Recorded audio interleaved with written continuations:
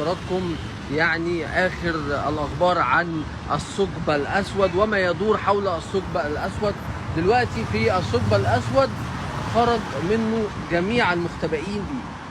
كان مختبئين به بعض المجرمين، ولكن تم قبض على بعضهم والبعض الآخر اختبأ حتى الهروب.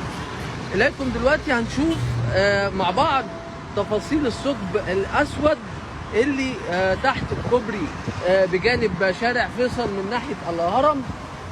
طبعا هو الثقب اهو، وطبعا الهرم يعني بخلفه على طول.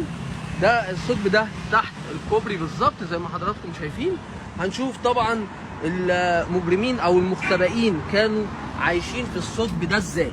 بصوا حضراتكم، دي كانت عيشة المختبئين تحت الثقب. بصوا حضراتكم، طبعا انا يعني بوضح لكم الصورة، ولكن الرائحة والحياة والمعيشة لا تطاق بالمرة. لا تصلح تكون لأي بني آدم سوي أو أي بني آدم عايز يعيش بكرامة أو عايز يعني يعيش حياة سوية.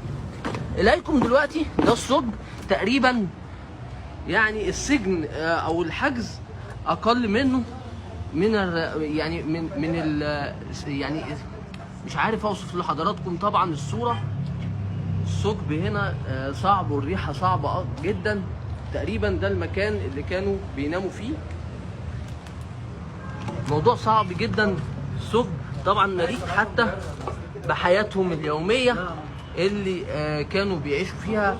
حتى المكان ده في مكان تقريبا كانوا بيستخدموه يعني للتواليت او لبيت الراحه.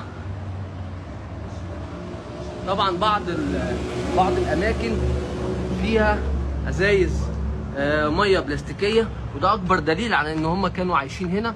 بالاضافه الى انهم طبعا ده تقريبا الفرشه اللي كانوا بيناموا ويعيشوا فيها، ودي ازايز الميه.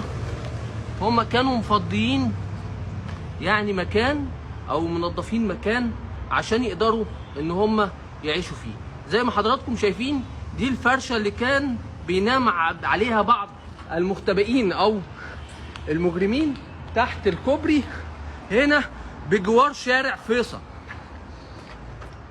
احنا بنرصد لحضراتكم كيفية اختباء بعض عناصر الاجرام، وكمان يعني المختبئين بدون هوية.